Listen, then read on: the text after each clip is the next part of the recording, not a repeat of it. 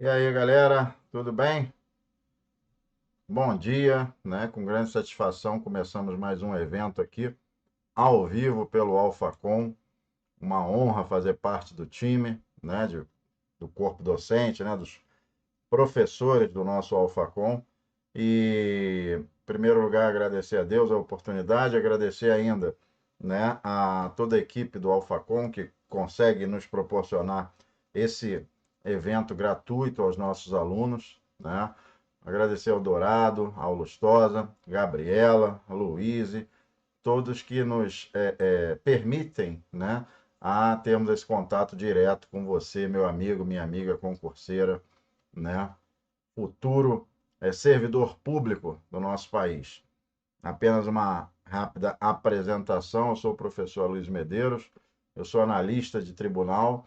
É, Antes de ser, né, do judiciário, eu era da carreira militar, né? O meu pai era oficial do Exército, aí eu estudei no Colégio Militar, depois fiz Academia Militar das Agulhas Negras, né? Que formam os oficiais do Exército, fiz escola naval também, fiz concurso para oficial do Bombeiro, oficial da PM, enfim, seguia toda a linha, né? De ser militar, né? Oficial das Forças Armadas. Depois acabei me encantando com o direito e caindo para a área de tribunal, né? Todos os meus concursos, naturalmente, todas os meus cargos foram fruto de concurso público, né? E vocês podem ter o seguinte depoimento: valeu a pena. Tudo que eu tenho, né? Casa, carro, enfim, todos os meus bens patrimoniais são frutos do meu esforço, da minha dedicação na condição de concurseiro e hoje, né? Ultrapassando essa barreira na condição de concursado e com muito orgulho professor, né? Uma carreira muito mal remunerada, né? E é no preparatório que a gente se encontrou, né? Ao ter essa conexão com você, ao não perder esse contato, né, diretamente com o nosso aluno e de alguma forma tá ajudando, né, nessa aprovação sua, né? Claro que a aprovação não depende só da gente, depende principalmente de você. Uma aluna me falou ainda há pouco que estava meio sem tempo de estudar por conta da faculdade, do trabalho.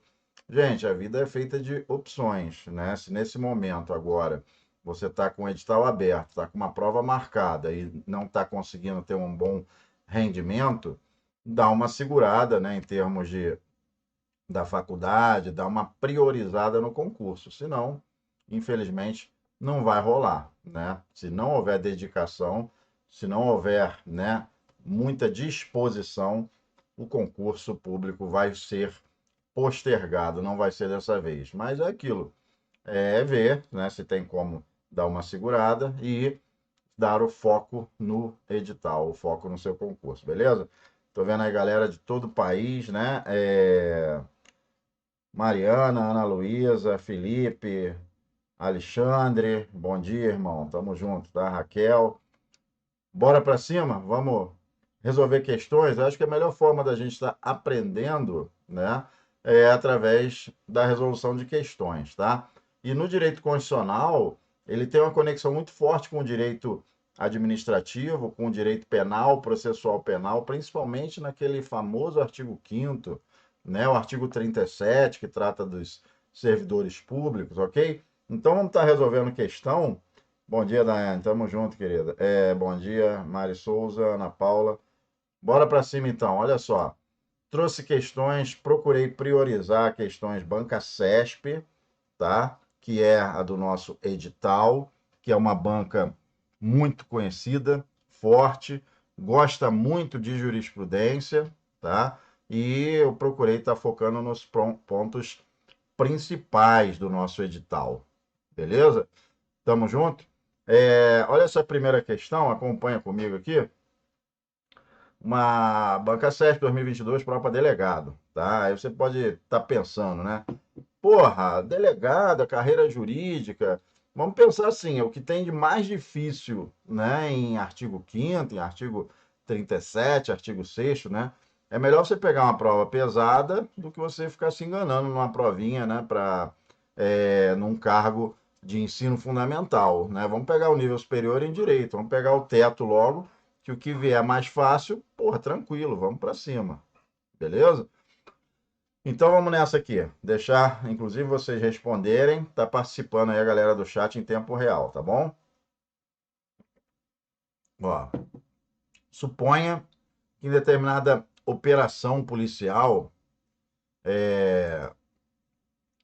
entenda ser necessária a entrada forçada em domicílio de determinada pessoa, com a realização de busca e apreensão à noite, tá? Com a realização de busca e apreensão à noite, sem mandado judicial, por supostamente estarem ocorrendo situação de flagrante delito, tá?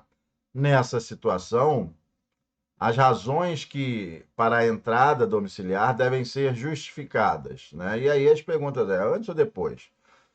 Ou seja, o delegado vai autorizar, né, a invasão do domicílio, tá? Vai autorizar e aí sob a alegação de flagrante, né? Ó, tá em flagrante delito. Por isso que eu invadi. Naturalmente você vai pensar, ó, se ele vai pedir antes, não é compatível com uma situação de flagrante, né? Muito provavelmente ele vai pegar, vai invadir, e quais seriam essas consequências da invasão?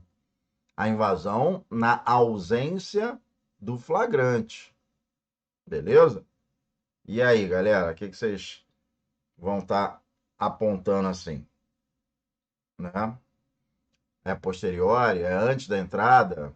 Antes da entrada, é recomendável que ele dê entrada, né, num pedido, né, antes, mas ele, ao se deparar com aquilo em andamento, não vai ter como ele ir lá para o juiz para estar pedindo uma autorização, e eu estou falando de noite, né, não vai no plantão judiciário, né, vai ser posteriormente. A consequência de uma invasão sem que ocorra, né, é, sem que ocorra o flagrante delito, vai gerar o quê?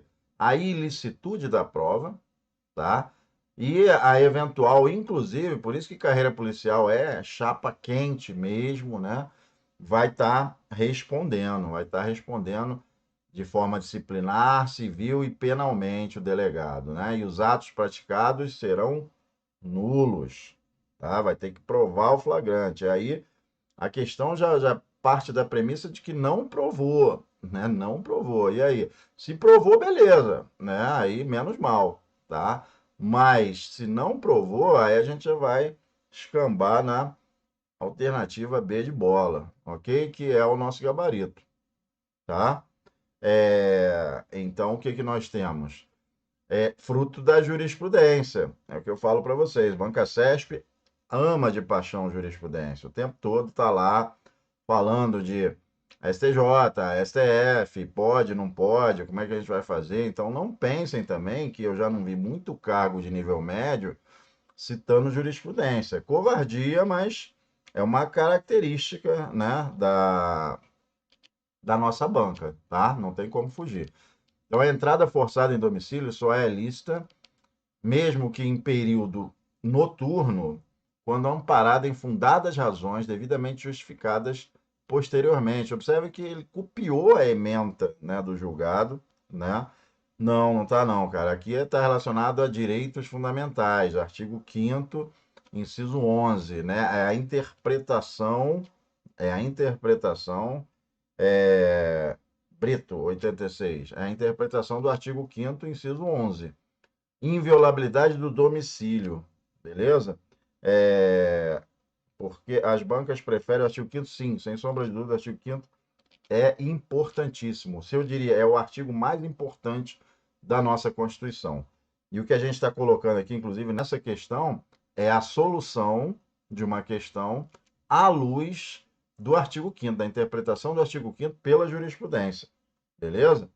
Tamo junto? Então, a inviolabilidade, ela só vai ser flexibilizada nas hipóteses de flagrante, delito, né? Desastre ou prestar socorro, ou durante o dia, por determinação judicial. E a gente vai complementar isso, esse durante o dia, com a lei de abuso de autoridade, que nos definiu expressamente que é considerado dia até as 21 horas, ou seja, é noite das 21 às 5, beleza?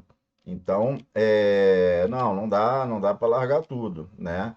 Tem que dar uma reduzida na acelerar, na faculdade. A única coisa que você pode dar uma flexibilizada, né? Beleza? Então, é isso aí. Primeira questão nossa, a gente vai ter a solução relacionada ao tema artigo 5º, né? E lembrando também um posicionamento firmado pela jurisprudência do Supremo dessa questão de dia e noite. O que aconteceu? Um julgado que permitiu a colocação de escuta ambiental em um escritório de advocacia, né? À noite. Porque, claro, vai mandar a Polícia Federal colocar a escuta durante o dia, vai virar para o advogado, aí, doutor, dá licença aí, deixa eu só colocar uma escuta aqui. Não vai rolar, né? Então, a gente está falando de violação, né, da questão do domicílio. Lembrando que o conceito do domicílio no âmbito do direito constitucional vai alcançar o local em que ele exerce a sua profissão, né? Consultório, escritório, advocacia, de contabilidade, ok? Tem que ter ordem judicial e se realizar durante o dia. Mas eu estou apontando justamente a exceção à regra para você. Estamos juntos? A exceção à regra significa que o investigado pode ter, né, no seu domicílio profissional, né, vamos dizer assim, a colocação de escutas à noite, beleza? Vai que cai essa questão aí, você depois vai estar lembrando. Tamo junto? Vamos voltar aqui, então, vista a primeira questão, bora para cima, mais uma questão. Agora, para a Polícia Civil do Rio de Janeiro desse ano, delegado de polícia. Olha lá, artigo 5º, né? Para o colega aí não brigar comigo, dizer que não é artigo 5º, né? O artigo 5º estabelece, né, que os direitos e garantias fundamentais, todos são iguais, né? O princípio da isonomia, estou falando do caput, né, da cabeça do artigo 5º. Todos são iguais perante a lei, sem distinção de qualquer natureza, garantindo seus brasileiros e estrangeiros residentes no país determinados direitos. A respeito desse assunto, assinale a opção correta. Beleza? Tamo junto? Cara, se liga. A parada é, novamente, a interpretação do artigo 5º, do caput do artigo 5º, né? Se liga que a Constituição não foi muito feliz ao endereçar, né, o artigo relativo aos direitos fundamentais apenas aos brasileiros residentes, aos estrangeiros residentes no país. É claro que a nossa situação deve alcançar o maior número possível de pessoa natural, pessoa jurídica, o estrangeiro, ainda que não seja residente no país, deve ser alcançado. Então, resumindo, não foi feliz o constituinte originário ao colocar que os direitos fundamentais são aos brasileiros e estrangeiros residentes no país, tá? Deveria ter uma redação mais ampla, mais acolhedora, dizendo o apátrida, a pessoa física, a pessoa natural, né? Pessoa jurídica, né? Todo mundo tem os direitos fundamentais aqui catalogados. Você imagina um turista vem aqui, ele pode ser preso sem estar em flagrante delito, né? E sem que haja uma ordem judicial. Um turista, o cara vem ali, está no galeão, está no aeroporto internacional, a Polícia Federal dá uma dura no cara e sai prendendo, enfim, sem estar amparado na lei, não tem condições, né? Tamo junto? Então vamos lá. Embora o ordenamento jurídico estabeleça que as pessoas jurídicas são detentoras de, da personalidade, o texto constitucional garante a plenitude dos direitos apenas às pessoas físicas. Não, negativo, tá? Pessoa física e jurídica, vai embora. B. O texto constitucional é claro ao prever que apenas os estrangeiros residentes no país, assim os não residentes, estarão submetidos apenas ao país de origem. Negativo. A ideia é confundir, né? Não é ajudar ninguém. Beleza? Tamo junto? Então a B também tá errada. Vamos para cima, vamos para frente. C. Os direitos fundamentais destinam-se à proteção do ser humano em sua totalidade. Assim, uma interpretação teleológica e lógico-sistemática permite afirmar que os direitos fundamentais têm como destinatários não apenas brasileiros, estrangeiros, residentes ou não, apátridas, caso se encontrem dentro do território nacional. Esse aqui foi mais feliz, né? Ou seja, está dando uma interpretação mais ampla, né? Não está se limitando à literalidade do texto. D, decisão recente do Supremo, reconhece como beneficiário dos direitos fundamentais não somente brasileiros e estrangeiros, mas também estrangeiros de passagem, desde que haja, nesse caso, tratado internacional para que seja preservado. Aqui ele já coloca, né, que tem que ter um tratado internacional. E aí uma análise sistemática permite afirmar que os estrangeiros não residentes são detentores de direitos limitados àqueles que diz respeito à integridade, nos termos do artigo, também está errado, tá? Então, nós temos que dar o maior alcance possível, tá? Que nós vamos estar encontrando no C de casa, alternativa C. Não, são 5 alternativas, tá? Todos são iguais perante a lei, sem distinção. Aqui é a redação, né, do caput do artigo 5º, tá? E ele vai elencar 5 direitos fundamentais, direito à vida, né? Então, você pode matar um estrangeiro? Não, negativo. Direito à liberdade. Então, esses diversos incisos, né, vão estar alcançando brasileiros e estrangeiros, residentes ou não, tá? Então, mesmo que o estrangeiro resida no exterior, ele também vai ser direito titular dos direitos fundamentais. Então, a única alternativa que proporciona essa, é, essa interpretação do Supremo é a alternativa C de casa, tá? Todas as demais, isso aí, C de sogra, tá? Tamo junto? Bora para mais uma aqui. Banca CESP também desse ano, como eu coloquei para vocês, né? Eu preparei várias questões dando preferência, né? Mais de a quase totalidade da banca CESP, para você ver o jeitão da banca de estar enfrentando, né, essas questões. Tamo junto? Vamos lá. Julgue o item a seguir. Direitos fundamentais, como a maternidade, a infância, são direitos sociais tratados como matérias irrevogáveis na Constituição. São conhecidas como cláusulas pétreas. Não podem ser alvo de diminuição ou revogação por emenda constitucional. Então vamos lá.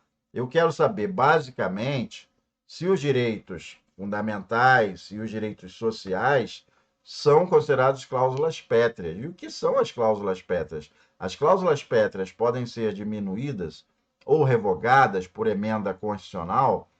Vamos lá? A parada é a seguinte: a gente tem o artigo 60, parágrafo 4º, que trata das chamadas cláusulas pétreas. O que é a cláusula pétrea? É aquela que o constituinte originário considerou como sendo imutáveis, ou seja, olha, nisso aqui ninguém pode mexer, ok? Não é possível, vale chamar a atenção, qualquer emenda constitucional tendente a abolir. Essa é a expressão que você vai levar para a prova. Tendente a abolir significa eu posso até mexer nas cláusulas pétreas, como já fez, né? Já ocorreram várias emendas constitucionais mexendo no artigo 5º, mas jamais tendente a abolir. Querem ver? A fruto, né, da incorporação no nosso ordenamento jurídico do Pacto de São José da Costa Rica, nós, o Supremo Tribunal Federal, entende ilícita a prisão civil do depositário infiel. Estou mexendo no artigo 5º, mas eu estou abolindo um direito fundamental? Negativo, eu estou ampliando. Ao acabar com um tipo de prisão civil, eu estou ampliando. Uma outra questão que já foi muito explorada pela banca CESP também, agora estamos em ano eleitoral, né? Será que nós acabarmos com o voto obrigatório ofende uma cláusula pétrea?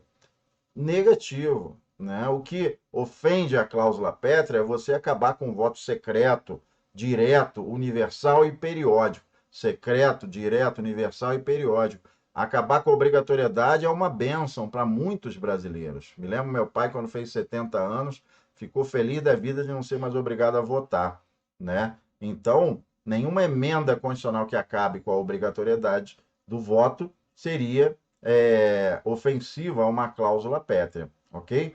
O que se discute, há alguma resistência eventualmente, são seus direitos sociais. Direitos de segunda geração seriam cláusula pétrea, né? Prevalece o entendimento de que é, sim, cláusula pétrea. Então, qualquer emenda constitucional tendente a abolir é considerada cláusula pétrea, beleza? Tamo junto? Na verdade, o artigo 60, parágrafo 4º, trata das cláusulas pétreas. Eu posso ou não posso estar mexendo nisso? Tamo junto? A resposta é que está certa a questão. Os direitos sociais são direitos sociais. Aí nós temos esse elenco previsto no artigo 6º, que está no conteúdo de vocês. Tá? Eu tenho que saber? Tem que saber. Educação, saúde, alimentação, trabalho, transporte, moradia, lazer, segurança, previdência social, proteção à maternidade, à infância. E lá no artigo 60, não pode ser emendada mediante proposta, né, tendente a abolir direitos e garantias individuais. Beleza? Tamo junto? Obrigado, Rafael. Tamo junto aí, irmão. Show? Então, tá correta a assertiva aqui da nossa terceira questão. Show? Vamos lá?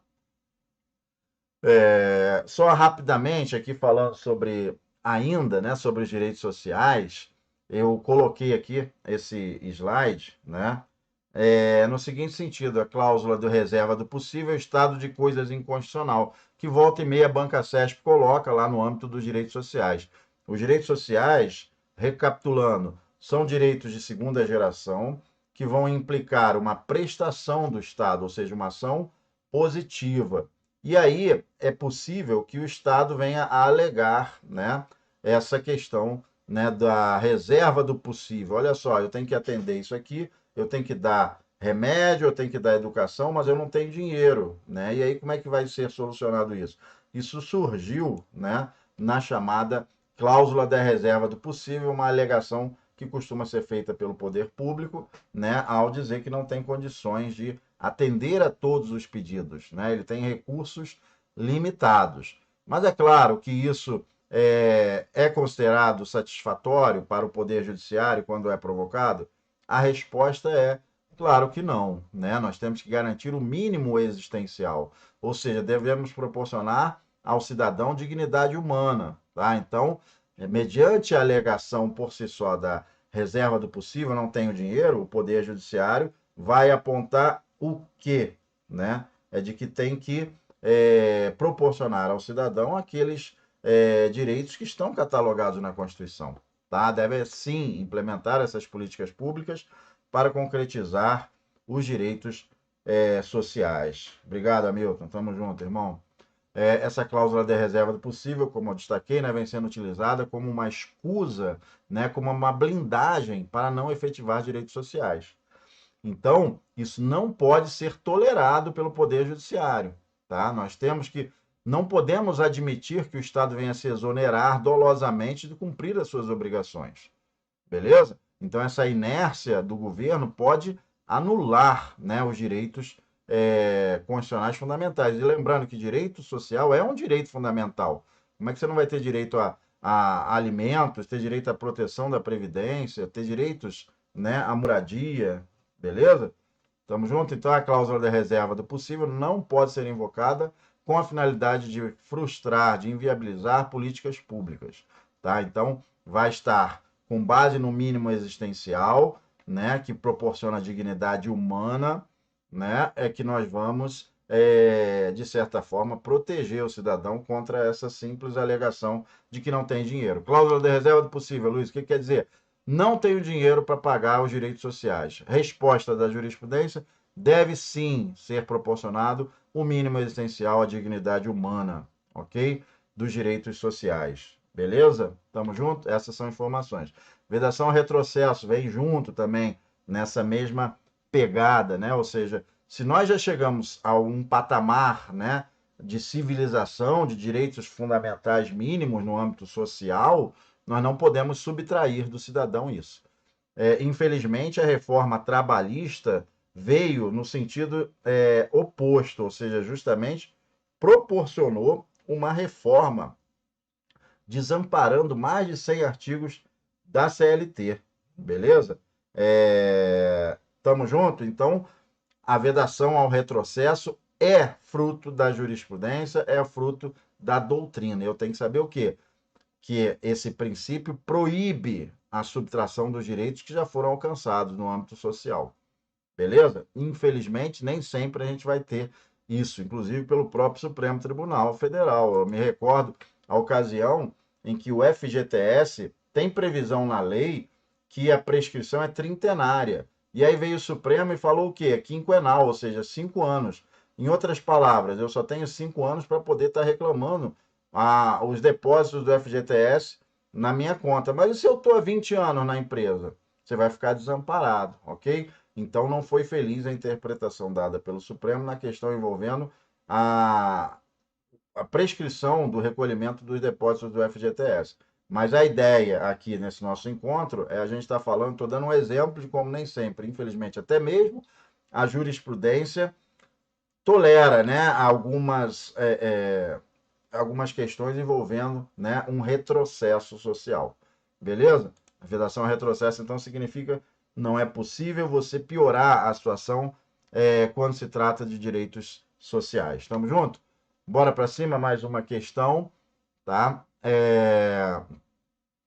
Vamos lá, suponha que determinado canal na internet esteja divulgando a história de um crime que ocorreu no município brasileiro há mais de 50 anos, tá? Suponha ainda que essa informação foi real, tá? E foi investigado e foi ajuizado uma ação penal, tá? E o cara foi condenado. Nessa situação, né? O que vai acontecer com o coitado do réu, né? Vamos dizer assim, ele vai novamente ser é, denunciada, toda aquela situação que ocorreu há muito tempo. Ele queria ter paz, ter sossego. E aí essa questão chegou até o Supremo, né? A gente pode estar lembrando aí do caso envolvendo aquela Daniela Pérez, né? Que a mãe dela, Glória Pérez, ela fez, né? Correu atrás do Brasil inteiro para tornar o crime de homicídio qualificado hediondo, né? Porque vocês lembram, né? O protagonista daquele crime na ocasião foi o Guilherme de Pádua com a sua esposa. Isso ocorreu lá na década de 90, né? E aí, ele poderia entrar com uma ação pedindo, de certa forma, para a imprensa esquecê-lo, né? Para ele possa tocar a sua vida. Eu já paguei pelo meu crime, eu vou ficar a vida inteira respondendo por ele. Essa é a questão que surgiu aqui nessa prova. E aí, tem direito ao esquecimento? Será que o Supremo acolheu esse pedido? Né? A ação foi julgada procedente ou improcedente? Vocês já viram essa questão? Tem que estar acompanhando, né, informativo, né, do Supremo, do STJ. A resposta é que trata-se de uma certa censura, né? Se houve uma condenação, o fato é verídico, não há de se amparar essa pretensão, né, da pessoa que cometeu um crime. Beleza? Tamo junto? E aí a ação será improcedente. O direito ao esquecimento é incompatível com a nossa Constituição. B de bola. Beleza? É incompatível com o ordenamento jurídico brasileiro, não é capaz de você justificar uma atribuição de obrigação de excluir uma publicação relativa a fatos verídicos. Tamo junto? É isso aí, o crime. E o crime, por si só, houve uma condenação, transitou em julgado, não pode querer obrigar a imprensa a nunca mais falar desse crime. Direito ao esquecimento, então, anota aí, é incompatível com o nosso ordenamento jurídico, decidiu o STJ, beleza? Tamo junto? Mais uma questão. Vamos para cima. As ações afirmativas possuem o objetivo de concretizar o princípio constitucional da. E aí, quer tentar, galera do chat? Vamos tentar resolver essa aqui? Isso aqui é para analista legislativo.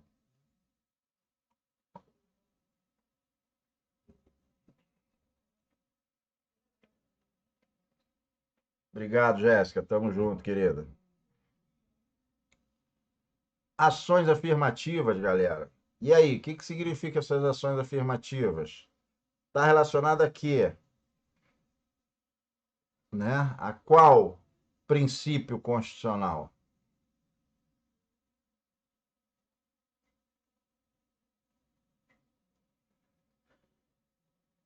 Bora responder? Galerinha do chat, vamos lá?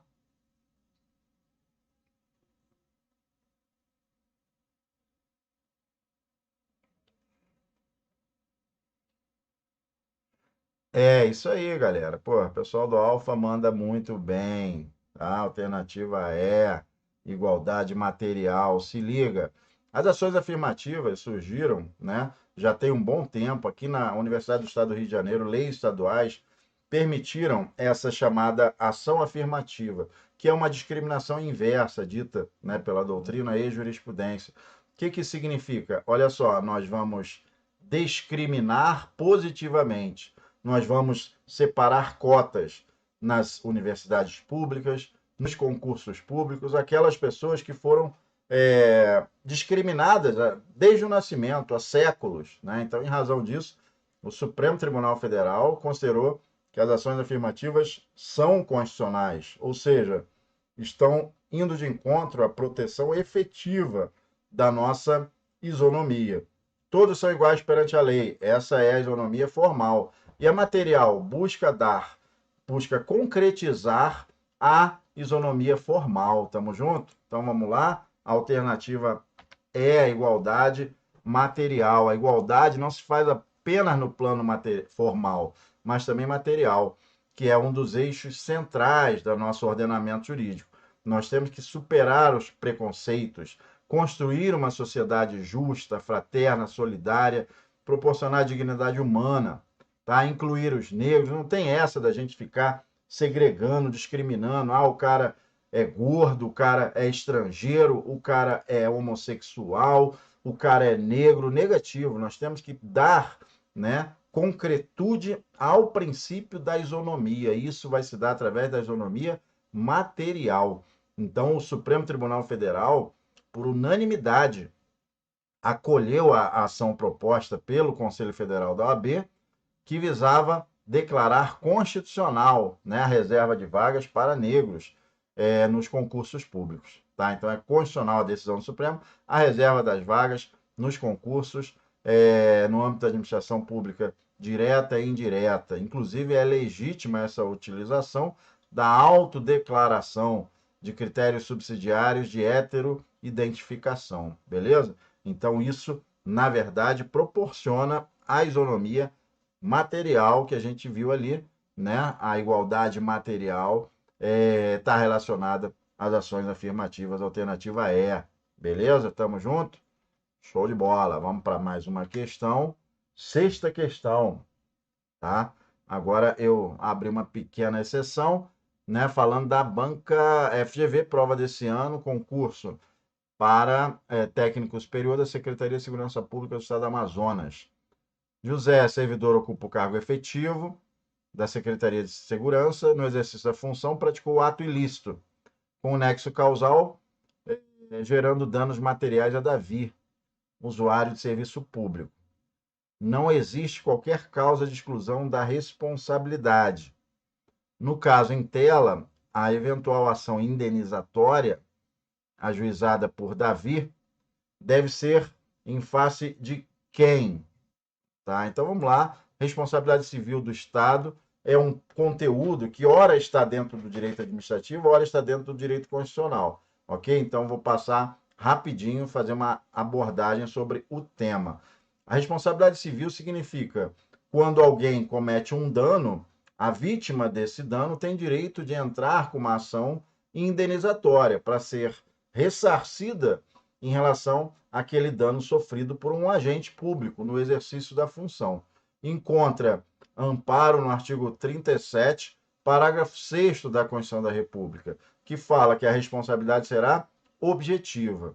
Responsabilidade objetiva significa independe da culpa. Eu vou ajuizar uma ação contra o Estado em sentido amplo, né? A União Federal, o Estado membro, o município, né? Caso um agente tenha causado um dano no exercício da função ou a pretexto de exercê-la.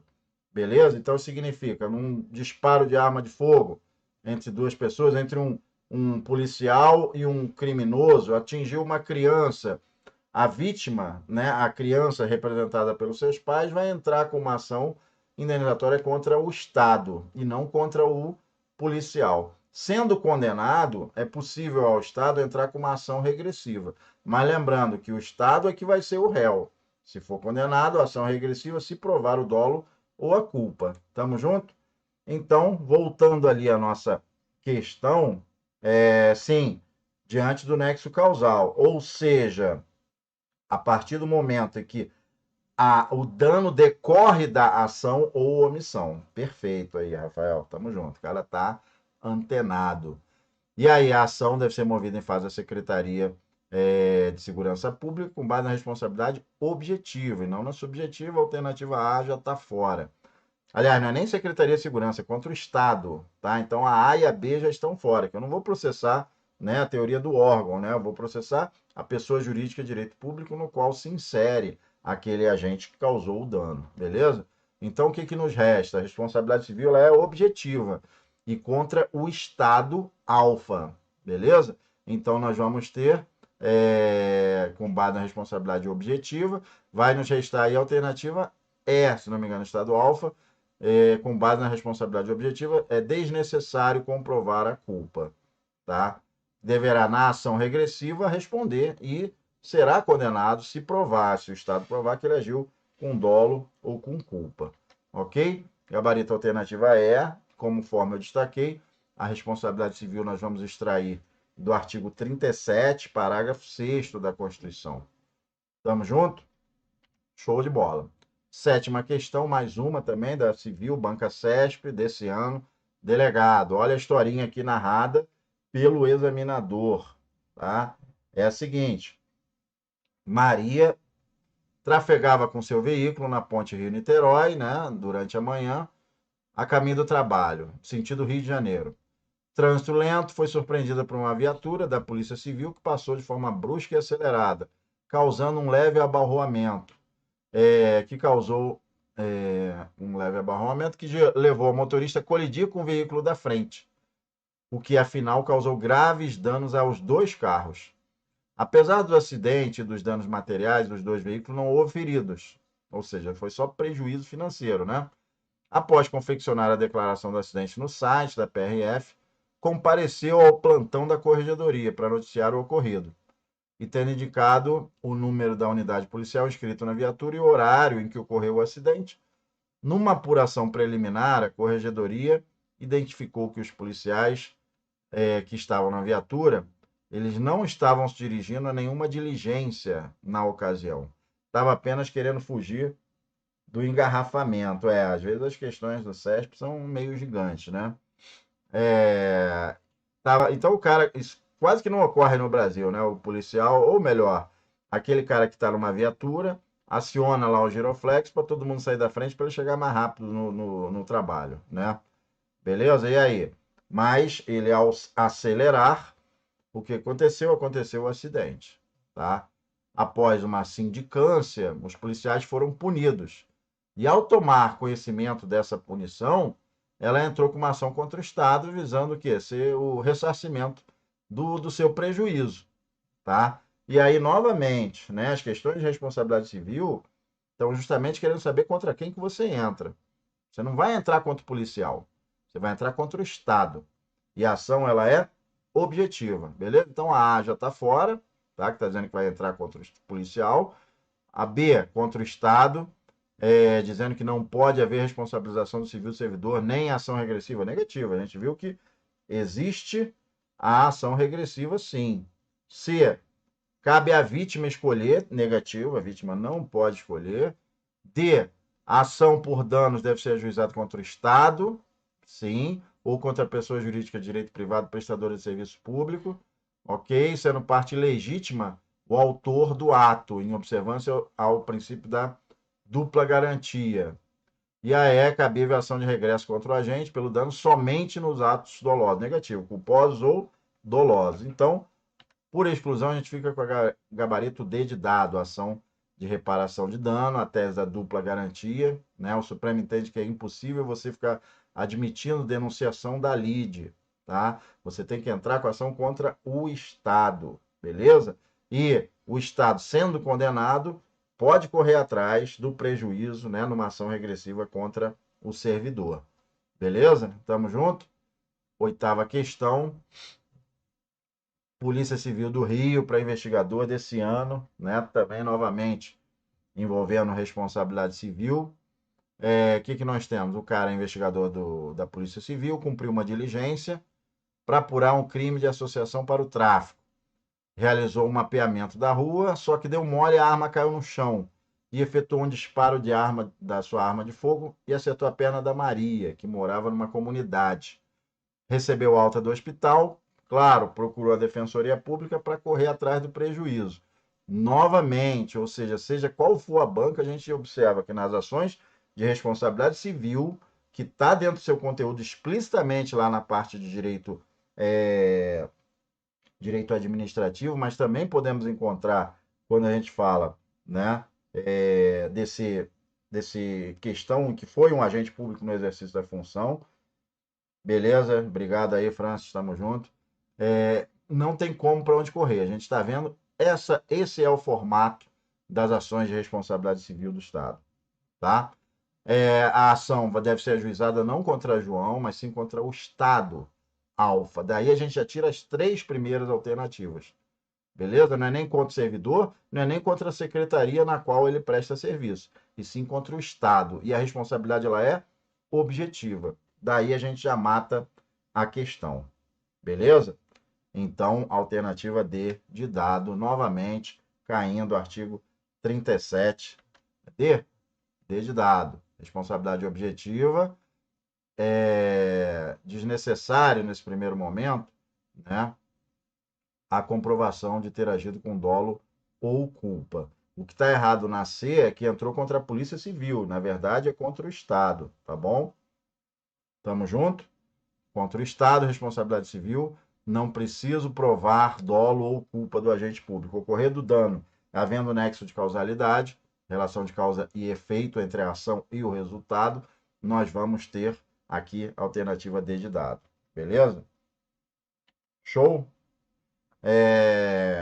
Próxima questão. Prova para defensor público desse ano, Banca CESP. Artigo mais importante, vou dizer um para você. Artigo 5º da Constituição da República. Artigo 37 da Constituição. Artigo 6º, tá? Então, direitos sociais, direitos fundamentais, são os artigos que certamente serão cobrados na sua prova. Beleza, Luiz? Tamo junto. Isso aqui, ó, fruto da jurisprudência também, que eu já falei para você, que a banca CESP, Sebrasp, ama de paixão. Tenta resolver aí, galera do chat. Vamos lá? O que aconteceu? Injúria racial. Injúria racial, ele quer saber quanto tempo que prescreve. E aí?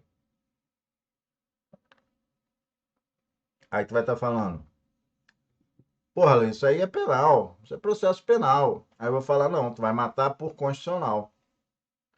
Por quê? Porque se trata de um crime imprescritível, decidiu o Supremo Tribunal Federal, alternativa A, é isso aí, cara. Alternativa A, o crime é imprescritível, que é um tipo, né, de racismo, a injúria racial, esse xingamento, esse crime contra a honra, crime qualificado, né? Ele vai decidir o Supremo Tribunal Federal, é uma modalidade de racismo. Portanto, é crime imprescritível, beleza?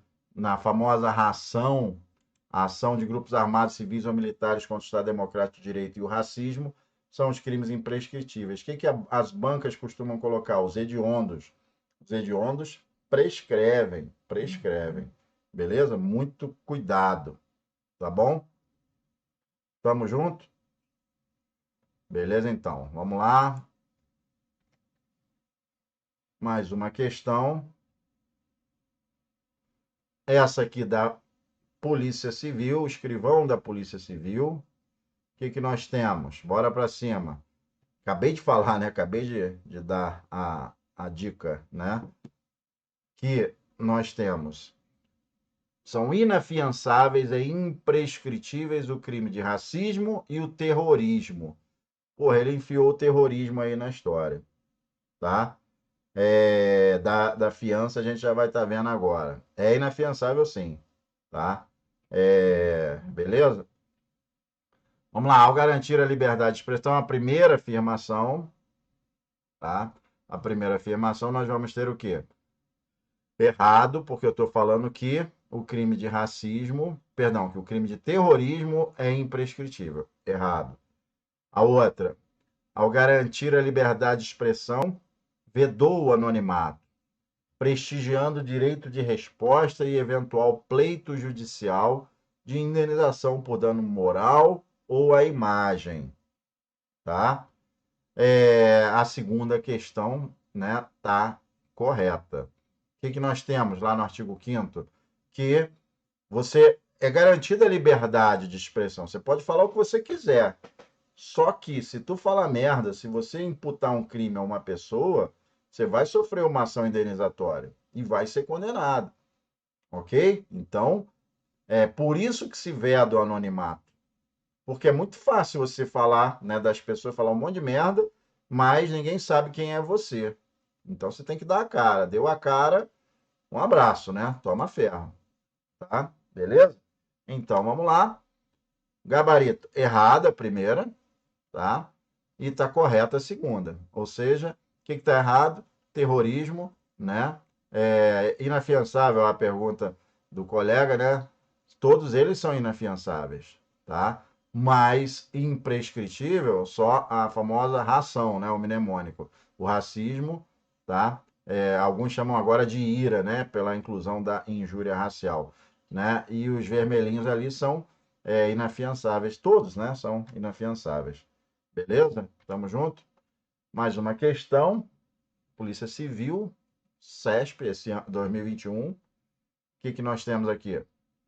As disposições constitucionais definidoras dos direitos e garantias fundamentais carecem da atuação do legislador infraconstitucional para viabilizar os direitos nela veiculados. O que eu estou dizendo aqui, né? Tecla SAP, né?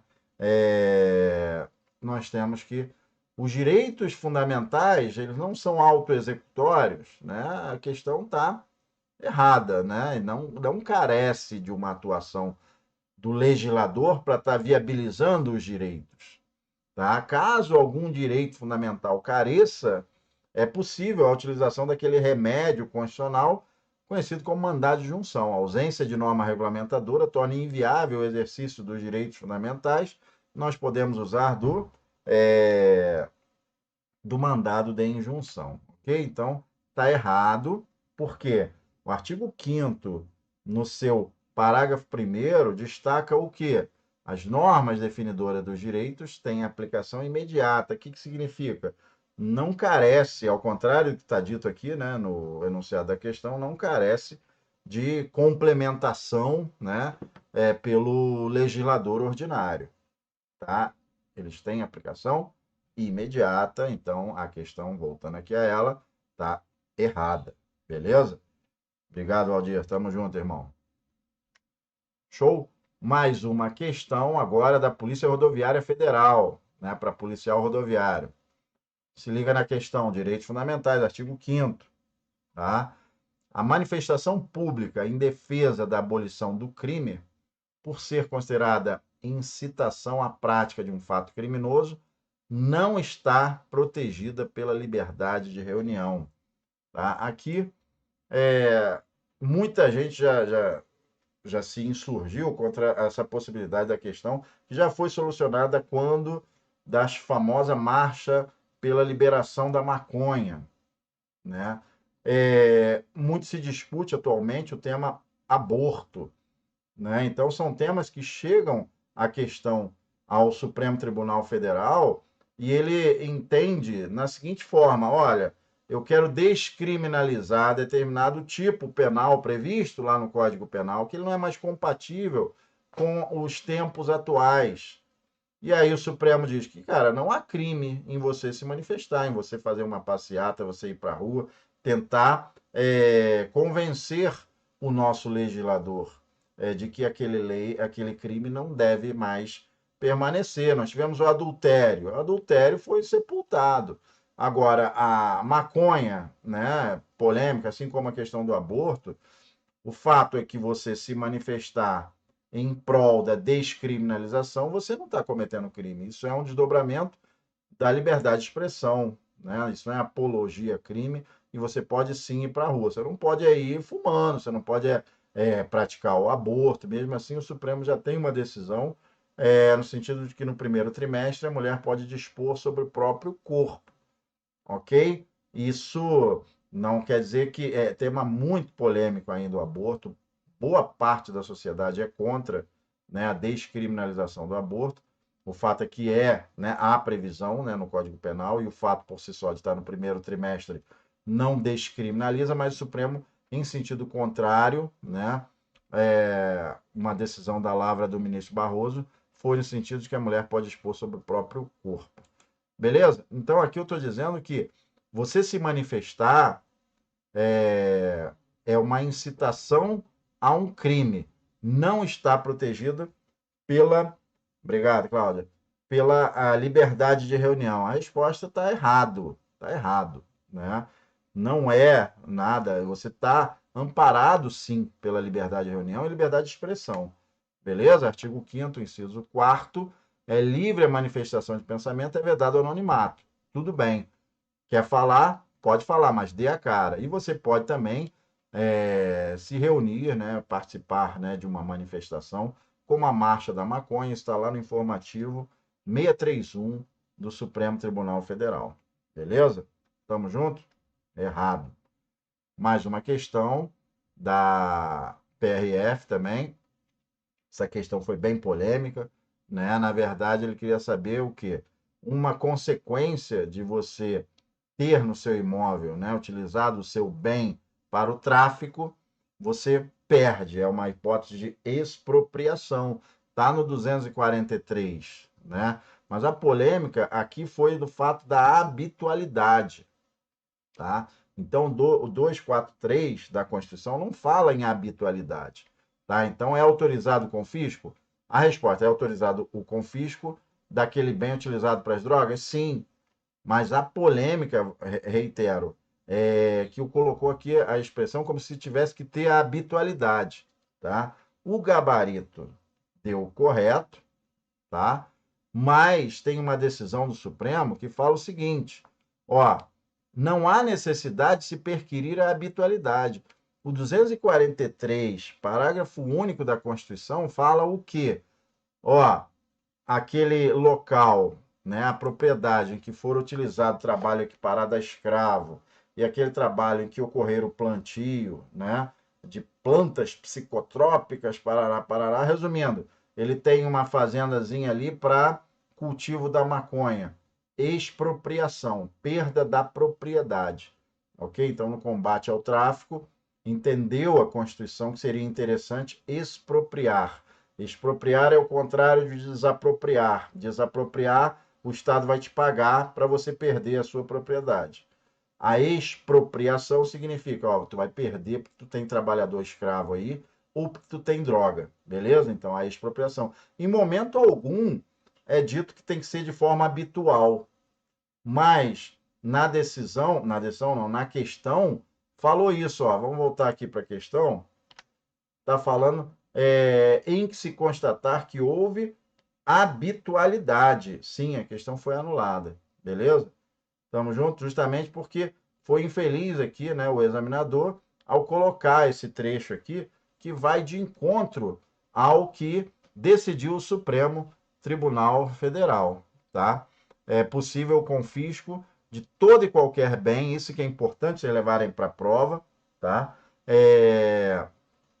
Que, havendo droga, né, não há necessidade de se perquirir se isso ocorre de forma reiterada, de forma habitual ou não. Basta que seja encontrada droga para você perder, expropriada a sua propriedade, né, a sua casa, o seu imóvel. Beleza? Tamo junto? Leva a informação, tá? Para a prova. Show? Mais uma questão aqui para PF, né? Agente da PF.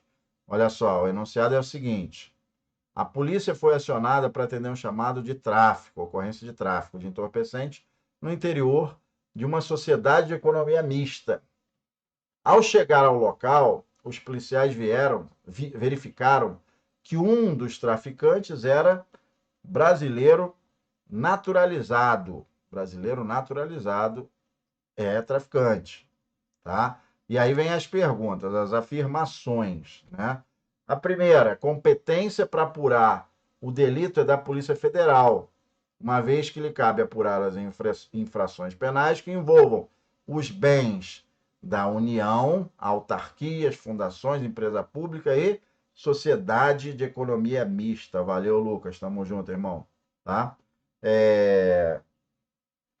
Então, primeira afirmação, competência. Competência da União é para incluindo sociedade de economia mista? Não, sociedade de economia mista está fora. Beleza? Por isso, foi considerado errado. Tá?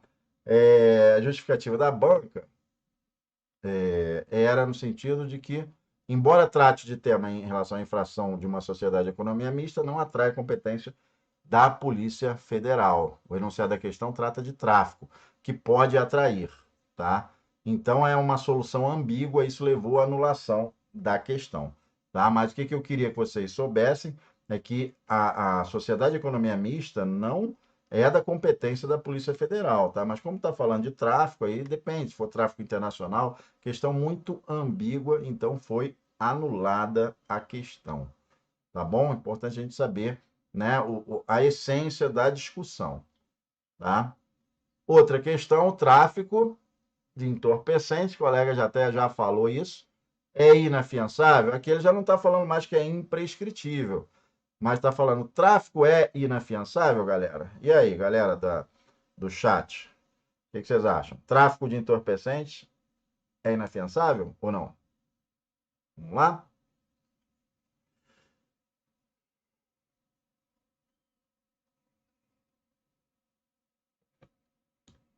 Resposta: tráfico, sim, é inafiançável, tá? Na dicção do próprio artigo 5º, né, considera crimes inafiançáveis e insuscetíveis de graça, anistia, os 3 T's, né? Tortura, tráfico e terrorismo, tá? E os hediondos. Beleza? Tamo junto? Então, a 13.2C. Show? Agora a 13.3. Traficante naturalizado brasileiro não pode ser extraditado porque o crime foi antes, foi praticado depois da naturalização. E aí, galera? Você sabe que a extradição significa o quê? Você entregar o camarada, né? Porque ele cometeu um crime. Mas a gente sabe que na questão envolvendo tráfico, o Brasil não quer traficante. O Brasil, seja antes, seja depois, ele procede à extradição. Beleza? Então, a afirmação da 13.3 está errada, tá? Porque aqui eu estou falando que o brasileiro naturalizado não pode ser extraditado porque o crime foi depois da naturalização. O que nós temos aqui? Brasileiro nato nunca pode ser extraditado. O nato tenha perdido a sua nacionalidade, pode ser extraditado, porque ele não é mais brasileiro. E o naturalizado no crime comum, aí a gente tem que perquirir se foi antes ou se foi depois. Se foi depois, não pode ser entregue. E a exceção é o tráfico. O tráfico antes ou depois. Beleza? O crime de tráfico é uma exceção à regra da questão envolvendo a naturalização. A qualquer momento ele será entregue ao Brasil. Demonstra com isso o constituinte originário, demonstra uma forte vontade em atacar, né? Exatamente, não vai estar perdendo a sua nacionalidade estrangeira, né? Tamo junto? Então, errada a questão, porque afirmava que o brasileiro não poderia ser extraditado, tá? Beleza? Avançando, prova para delegado da PF, ó, chapa quente, alto nível, tá? Brasileiro nato não entrega, tá? É isso aí. Após ligação anônima, a polícia realizou busca em determinada casa e encontrou pessoas preparando pacotes de determinada substância aparentemente entorpecente. Foram apreendidos, além das armas de fogo de alto calibre, né? Então foram apreendidos esses pacotes e arma de fogo. Durante a diligência, o delegado informalmente realizou entrevistas com as pessoas que estavam no domicílio. Durante essas entrevistas, um dos indivíduos confessou a prática do delito e, posteriormente, identificou os demais membros, a famosa delação, né? A partir dessas informações, foi feita uma ação controlada e julgue os próximos itens. Tamo junto? E aí, de acordo com o Supremo, essa entrevista conduzida pelo delegado durante a busca domiciliar viola as garantias individuais dos presos. Tá certo ou tá errado? A gente está vendo aqui a questão para delegado da Polícia Federal, mas nós vamos solucionar à luz da interpretação dada pelo Supremo no tocante a domicílio, tá? Obrigado, Ayane, tamo junto, tá? Sim, a questão pode cair, a questão do INSS, da sua banca, tá? Claro que pode cair. Acho que vai vir prova facinho, não vai, né? Prova de uma banca que joga pesado com o candidato, tá? Tamo junto, e aí? Viola, né? Vê bem, o cara, ele fez uma busca e apreensão com base numa ligação anônima. É lá no começo da questão do enunciado grande, né? Que a gente vai ver. E aí pegou e invadiu, meteu o pé na porta, invadiu, e o cara saiu entrevistando as pessoas que se encontravam ali, tá? E aí, o que você acha? Primeira questão, 14.1, tá correto.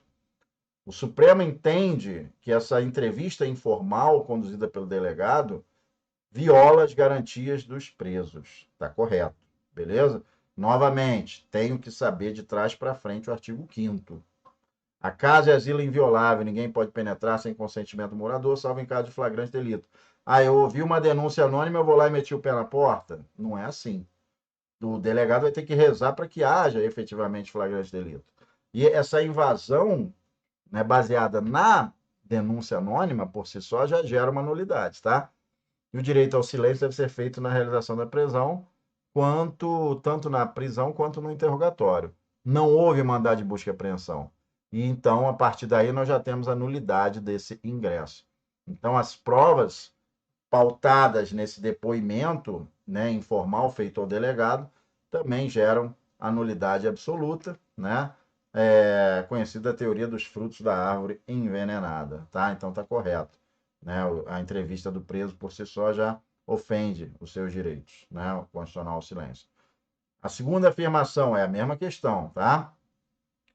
A busca domiciliar fundamentada na notícia anônima foi válida, pois descobriu, né, em razão da descoberta da situação, que culminou com o flagrante delito. Tá? Então, na verdade, estou dizendo o quê? Olha só, o fato de ser uma denúncia anônima por si só foi superado, né, pelo fato de ter arma lá. E aí? Será que está certo? Será que está errado?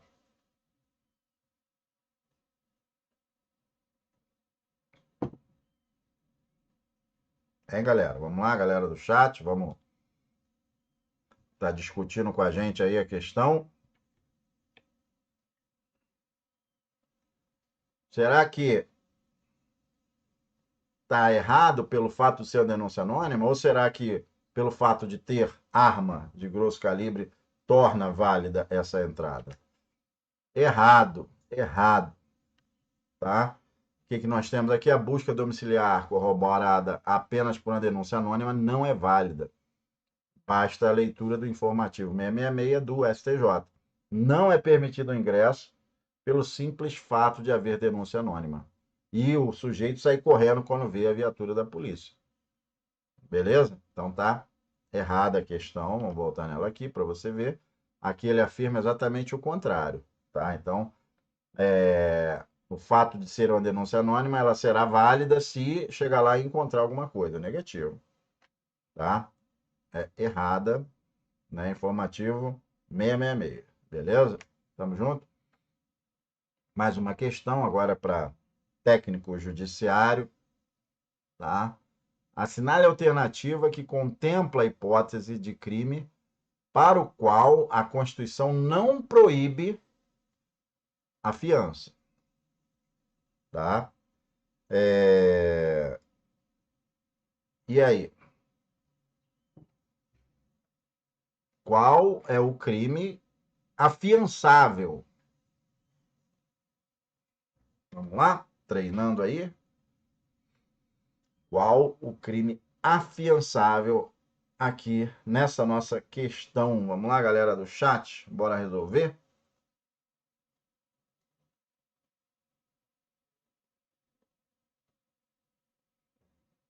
Galera abrindo divergência aí.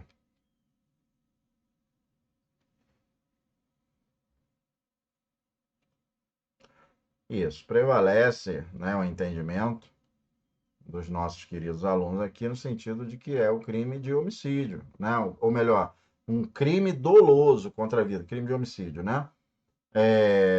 As demais, nós temos crimes hediondos, equiparados a hediondos, e inclusive o imprescritível, né? Dois imprescritíveis aí, que também, obviamente, são inafiançáveis, que é a ração, né? Racismo e ação de grupos armados, a DIAE. O hediondo e os 3Ts também são inafiançáveis. O que restou aqui é a alternativa B de bola, beleza? Ou seja, apenas o crime doloso contra a vida. Seja, lembrando que o crime doloso contra a vida pode ser homicídio, pode ser infanticídio, pode ser feminicídio, aborto. Tudo isso é crime doloso contra a vida. Beleza? Mais uma questão. A gente quer saber o seguinte, próprio TJ. Considerando disposto na Constituição Federal, assinale a alternativa que aponta uma situação em que, em tese, viola um dos direitos fundamentais do cidadão brasileiro. Hein, galera? E aí? Um mandado de prisão às 9 da manhã pode? Pode. Ordem judicial durante o dia, né? Presta atenção, né, no enunciado, tá, galera? Ele quer saber, aqui não pode. Aqui não pode. B de bola. Então, a primeira já vimos que pode. Tá? B de bola. Policial sem mandado judicial entra à noite, sem o consentimento, mas para efetuar uma prisão em flagrante. Pode? Pode. Pode também. Artigo 5º, você vê como é importante. Tá? Artigo 5º, na questão envolvendo a inviolabilidade do domicílio. C. Suspensão das atividades de uma associação civil por decisão liminar. Sim, eu vou chamar a sua atenção em relação à alternativa C, que a suspensão não se confunde com a dissolução. A suspensão é para você fazer parar a atividade de uma associação, ou digamos que seja uma associação em relação ao nazismo, né, exaltando o racismo, né, uma associação paramilitar, e aí uma decisão liminar já pode suspender. Agora, a dissolução é algo definitivo. Eu estou acabando com aquela associação. E aí nós temos que ter o trânsito em julgado. Beleza? Tamo junto? Então, presta atenção. Suspensão, ordem judicial. Dissolução, Ordem judicial transitar julgado. Anota isso aí no teu caderno que vai cair essa questão. Tamo junto? Prisão civil do devedor de alimentos. Pode, pode. Sem problema nenhum. E a alternativa é ordem de um juiz que determina à polícia que seja feita uma escuta telefônica num processo civil. Essa que está errado. O que está errado? A escuta telefônica por ordem judicial apenas em processo penal. Ok? Então o erro está em afirmar que é possível você colocar uma escuta num processo de reparação de danos. Negativo. Tamo junto? Então é isso aí, ó. Aqui eu venho colocando o erro de cada uma das questões. É justamente, né, a ordem emanada da processo civil de reparação. Aqui eu inverti, né, mas não repara não. Reparação de danos, alternativa a nossa alternativa só é possível, né, a quebra do sigilo em se tratando de investigação criminal. A ordem civil do devedor, né, a prisão civil. Então, desconsidere aqui as alternativas, né? É só lembrar aquilo que a gente acabou de comentar, né? Prisão civil por dívida, a única prisão civil admitida hoje no Brasil é devedor de alimentos, ok. Inclusive a súmula vinculante 25, anota aí súmula vinculante 25, aqui apenas admite, né? Reitera, né, que a prisão civil do depositário infiel é ilegal, tá? Policial, na hipótese flagrante de delito, ok, sem problema, não ofende a Constituição. Mandado de prisão pode ser realizado durante o dia, e 9 horas da manhã está dentro do dia, beleza? Asilo inviolável, salvo nas hipóteses permitidas pela própria Constituição. E as associações que eu falei, ó, que vai cair na tua prova, que muita gente não sabe, é a diferença da dissolução para a suspensão. A suspensão basta a decisão judicial e a dissolução exige o trânsito em julgado. Estamos juntos? Show de bola. Mais uma questão, essa já do artigo 7º da Constituição Federal, artigo 7º do direito adentro dos direitos sociais. O que nós temos? Nós temos pequenos erros. A Banca Vunesp ela é muito sacana, né? Ela pega e muda uma vírgula ali para tentar te derrubar. Vamos ver se você está preparado para isso? Vamos lá? Então, acompanha comigo. É um dos direitos constitucionais dos trabalhadores urbanos e rurais a participação nos lucros ou resultados. Ele é desvinculado da remuneração. Desvinculado, ele que é correto, tá? Alternativa B de bola, relação de emprego, tá? Protegida contra dispensa arbitrária com ou sem justa causa. Negativo, né? Se houver justa causa, não há de se falar, né, nessa indenização. Vê a maldade aí, né? Cuidado, galera. Tá? Vamos lá, peraí. Ou sem justa causa, foi mal. Relação de emprego protegida contra dispensa arbitrária, com ou sem justa causa? Não. Com justa causa, não dá. Tá? C de casa. Licença gestante sem prejuízo do emprego. A licença tem a duração de 120 dias. 120, não 180. Tá?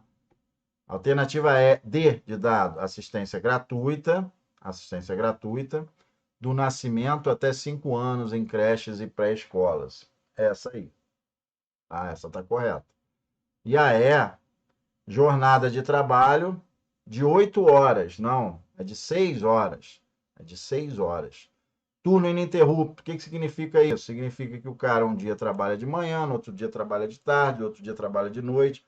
Por isso que o artigo 7º prevê para esse cara que tem essa jornada alterada o tempo todo, o relógio biológico dele vai para o espaço, uma jornada de 6 horas. Mas admite a negociação coletiva jogando para 8, desde que haja, né, um acréscimo no seu salário. Beleza?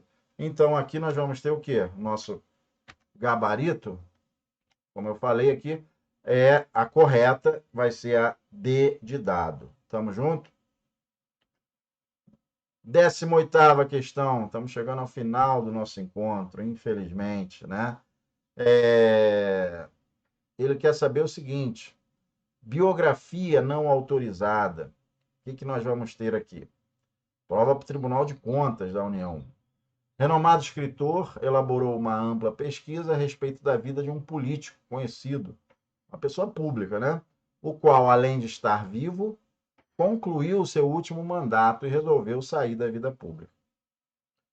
Preocupado, né? O político, qual político que não fica preocupado, né, com as repercussões do livro, nessa biografia não autorizada, solicitou a orientação do advogado a respeito da necessidade ou não de se obter autorização do político ou dos seus familiares, caso ele viesse a falecer, né, durante a elaboração da obra. E o advogado respondeu o quê? Afinal, é exigível ou não, né?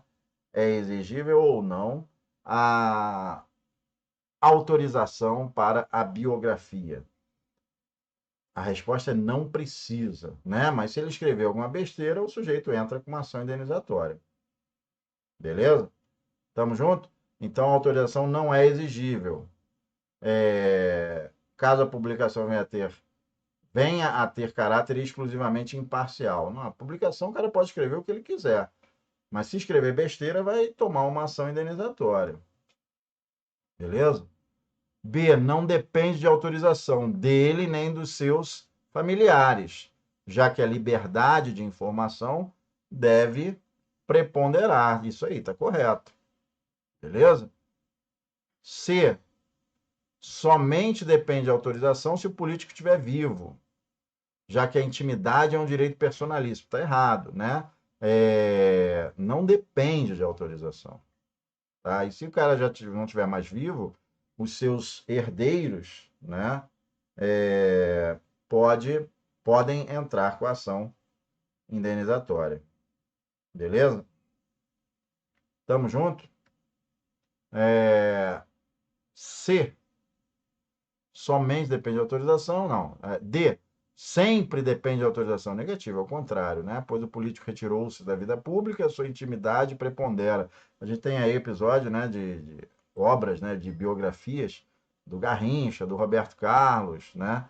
Escreveu alguma coisa que entendeu-se ofensiva, seja o próprio artista, né? É, é possível o ajuizamento de uma ação indenizatória. A autorização será exigida ou não, conforme a característica da obra. Não, isso aqui é um tipo de censura, né?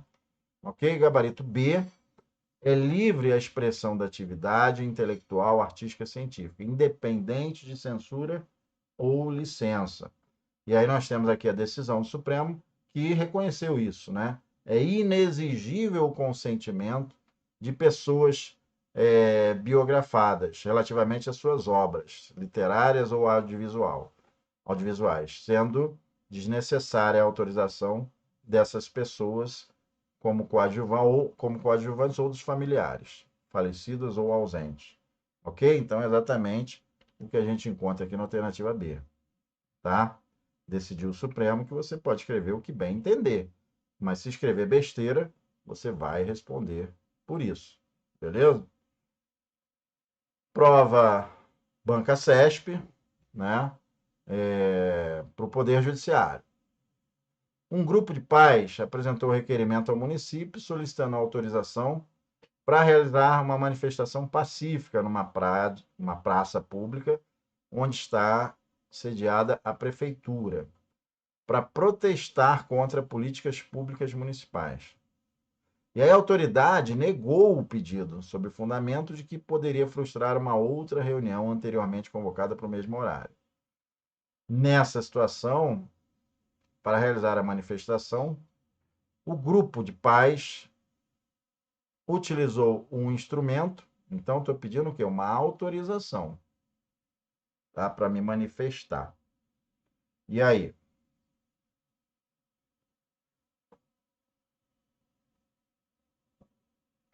Alternativa A. Inadequado, porque o direito de reunião não requer autorização, mas apenas prévio aviso. B. Inadequado, né? Entretanto, a autoridade competente não poderia ter negado com fundamento utilizado. C, adequado, porque o direito de reunião depende de autorização administrativa e pode o povo ajuizar ação popular, né? D, adequado, porque o direito de reunião requer prévia autorização administrativa. Resumindo, o direito de reunião depende ou não depende, né, dessa prévia autorização, tá? Bem, já coloquei aqui, já avancei, né? Ainda tá tendo, já vai estar recebendo aí, né?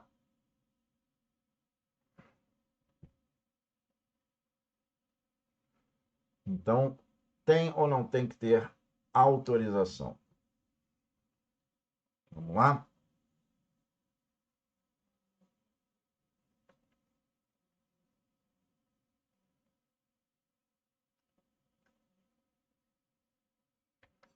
Gabarito é A. Gabarito é A, mas a gente, só atualizando aqui, atualmente não precisa nem mais esse prévio aviso, decidiu o Supremo Tribunal Federal, tá?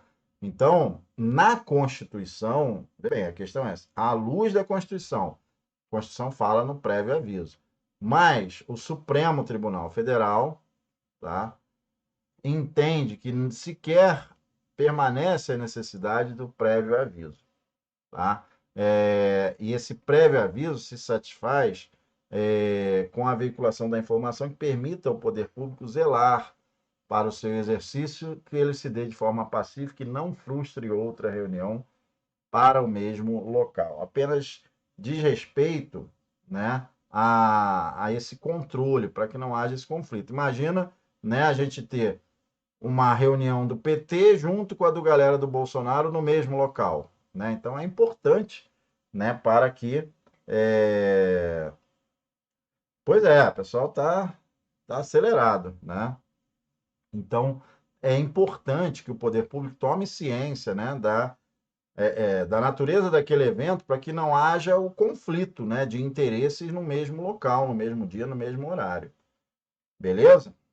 Tamo junto? Então, mas o gabarito foi a alternativa A, porque não requer autorização e atualmente, à luz do Supremo, não precisa nem mais comunicação, né? Beleza? Mas na Constituição está lá dizendo que tem que ter a comunicação, tá? Essa aqui, ó, pô, saiu agora do forno, questão rolou outro dia, né? Por isso que eu estou trazendo aqui com vocês, também relativa a artigo 5º, né? Isso aí. Então, ia dar problema, né, galera? Ele quer a correta, né? Do que dispõe a Constituição sobre os direitos e garantias fundamentais, que eu quero a correta.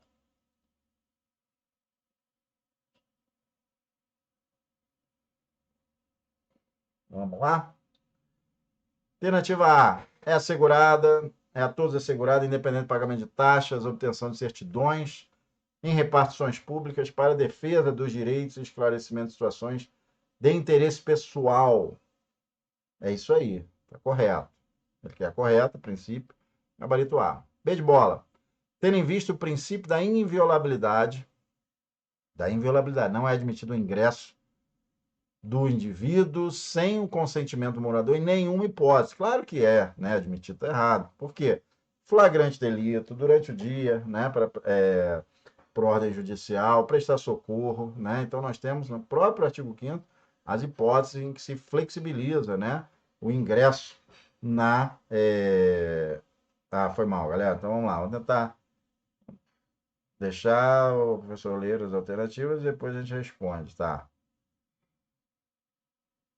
B. Tendo em vista o princípio da inviolabilidade, não é admitido o ingresso na casa do indivíduo sem consentimento. Já vimos que sim, sim.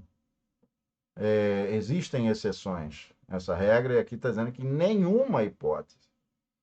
Tá? C. É permitida a criação de um tribunal penal especial para julgar crimes hediondos que provoquem grande repercussão social, né? Negativo, negativo. Isso aqui é um tribunal de exceção. É vedada a criação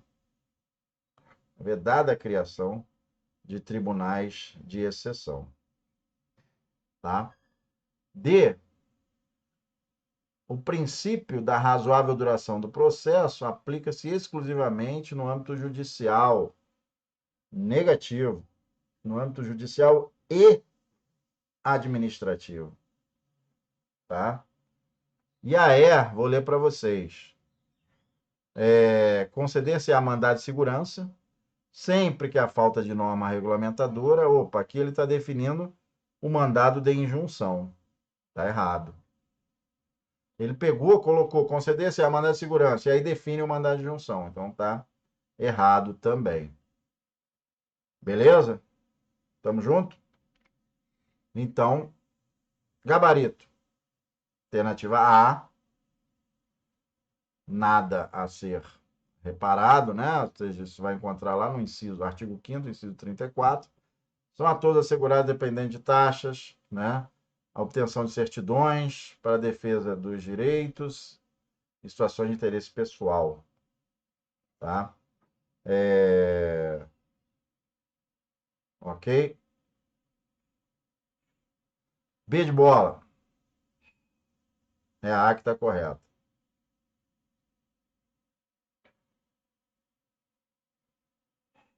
B de bola, tendo em vista a inviolabilidade do domicílio, em nenhuma hipótese. Claro que está incorreto, artigo 5º, inciso 11, nos revela as hipóteses em que ele pode ingressar, né, no domicílio. Prestar socorro durante o dia, determinação judicial, tá? Ou em flagrante delito. C, é permitida a criação de um tribunal especial. Não, estou dizendo que no 37 do artigo 5º é vedada a criação de juízo ou tribunal de exceção. Lembrando que tribunais militares, eleitorais, trabalhistas, não são tribunais de exceção. Lembrando ainda que o governador do estado do Rio perdeu o mandato, né, por ter cometido crime de responsabilidade pelo fato da pandemia, né, ele ter conduzido daquela forma, né, ao pagar, né, por hospitais de campanha que não existiam. O Tribunal Especial Misto encontra-se previsto numa lei da década de 50. Ele é formado por 5 deputados estaduais e 5 desembargadores, ok? Também não há tribunal de exceção. Por que eu estou falando isso? Porque a defesa do governador Wilson, né, enfim, Witzel, uma coisa assim, apontou que seria, né, um tribunal de exceção. Obviamente, essa tese não foi acolhida, né, pelo Tribunal Especial Misto, beleza? Então, é vedada a criação, mas lembrando que tribunal de exceção é aquele criado para julgar determinado crime. Isso a nossa Constituição proíbe, beleza? Tamo junto?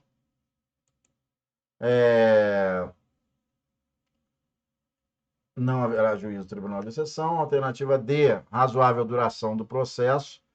Aqui afirma que é apenas no âmbito judicial. E a nossa Constituição, vejam, inciso 78, isso foi criado por emenda constitucional, só que está ampliando os direitos fundamentais, sem problema nenhum, tá? Então, com isso, nós temos o quê? Também estaria errado, tá? E aí, na alternativa E, o erro reside no fato de eu estar dizendo que é um mandado de segurança para proteger o direito líquido e certo, não amparado por habeas corpus ou habeas data. Quando, na verdade, aqui trata-se do mandado de injunção. Beleza? Então, essa aqui é a questão. Com isso, galera, a gente chega ao final do nosso encontro. Eu gostaria de agradecer novamente a oportunidade, né, de estar aqui com vocês nesse encontro ao vivo pelo AlphaCom.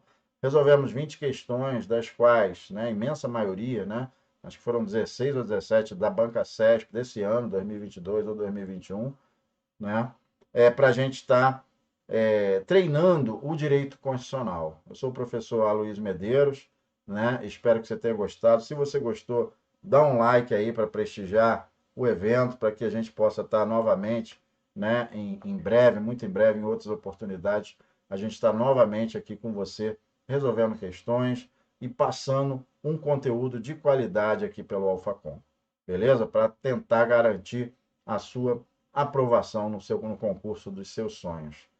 Tamo junto? Com isso, eu encerro. Tem alguma dúvida? Não? Tamo junto, Lucas. Obrigado aí, galera que gostou, comenta, tá? Creio que a aula vai ficar salva sim, né? E muito obrigado aí pelo carinho de sempre, tá? Tamo junto aí e daqui a pouco a gente está de volta aí. Assistam sempre as nossas aulas. Sou o professor Aloysio Medeiros e até a próxima, se Deus quiser. Grande abraço, sucesso, sorte. Tamo junto.